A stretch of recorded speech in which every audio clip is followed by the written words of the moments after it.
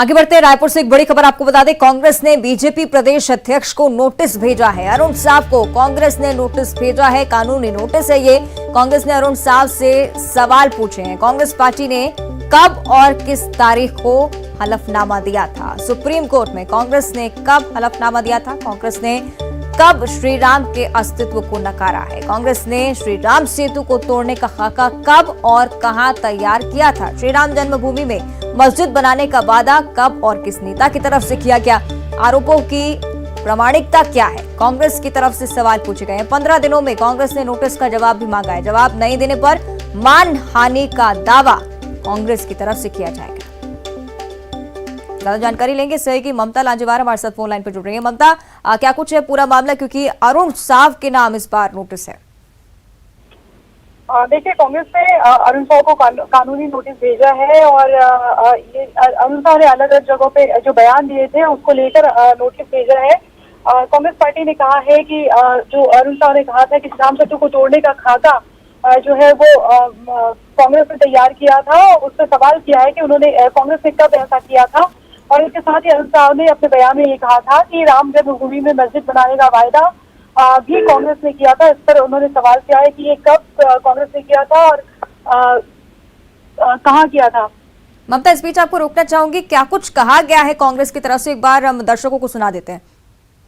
जो क्वेश्चन उन्होंने उनसे जो पूछे हैं वो ये है कि कांग्रेस पार्टी ने सुप्रीम कोर्ट में कब तथा किस तारीख और सन को हलफनामा दिया है जिसमें भगवान श्री राम को काल्पनिक बताया गया है। इस संदर्भ में वो दस्तावेजी साक्ष्य सहित हमें जवाब दें। दूसरा प्रश्न है, कांग्रेस पार्टी ने श्री राम सेतु को तोड़ने का खाका तैयार कब तथा किस तारीख और सन को किया था?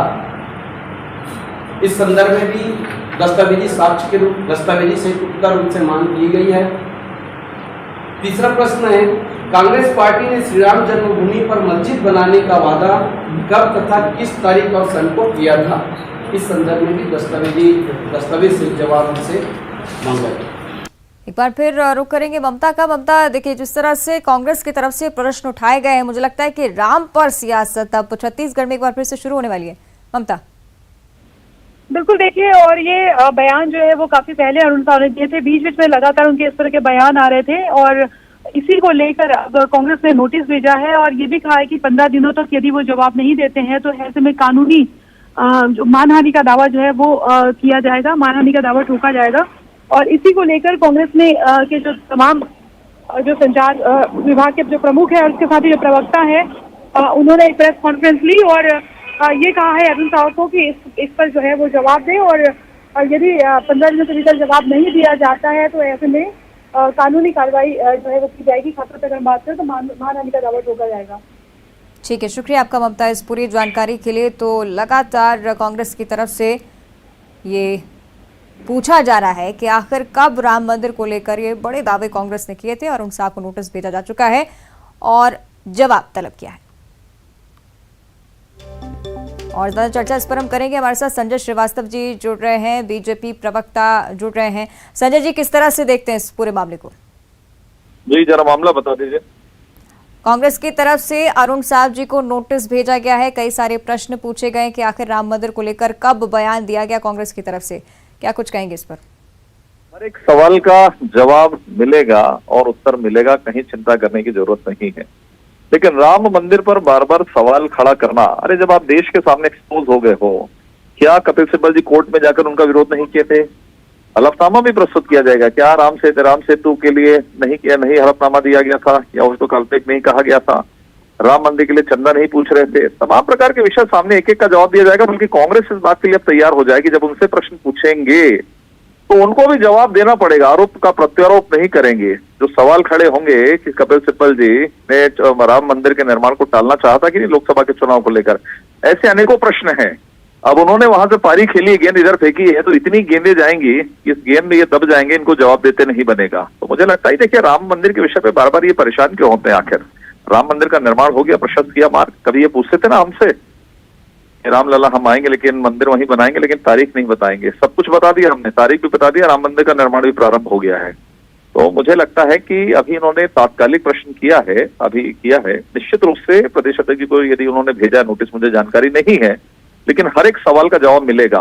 और जब जवाब मिल जाएगा तो ये भी लिखित में बता दें कि उसका जवाब दे पाने की स्थिति इनकी रहेगी कि नहीं, क्योंकि ये तो प्रश्न दागकर भाग जाते हैं और जब वहां से प्रतिप्रश्न जब होता है तब ये दाएं बाएं देखते हैं, तब इनका जवाब नहीं आता है।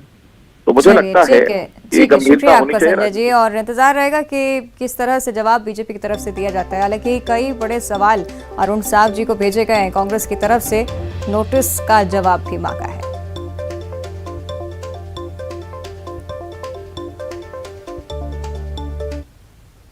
आगे बढ़ते हैं। भिंड जिले में पुलिस और बदमाशों के बीच जबरदस्त मुठभेड़ हो गई। बदमाशों और पुलिस की फायरिंग काफी देर तक चलती रही और इस दौरान बदमाशों ने पुलिस अपने सभी हथियार खेत में बने कुएं में फेंक दिए और पुलिस के सामने समर्पण कर दिया। मुठभेड़ की एक घटना शुक्रवार की रात 2 बजे की है। बदमाशों ने जब देखा कि पुलिस ने उन्हें चारों तरफ से घेर लिया है और उनके पास बचने का कोई रास्ता नहीं है, तो बदमाशों ने अपने हथियार खेत में ही बने कुएं में फेंक दिए।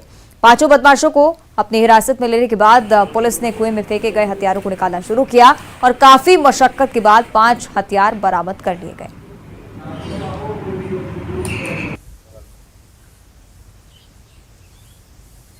अभी उनकी पूछताछ की जा रही है, उसमें उनके आपराधिक रिकॉर्ड के विषय में भी जांच की जा रही है और इससे पहले पूर्व में किन किन गतिविधियों में संलिप्त रहे, वर्तमान में वो क्या कर रहे थे, किस उद्देश्य से इकट्ठे थे और क्या करने का उनका प्लान था, इसके विषय में।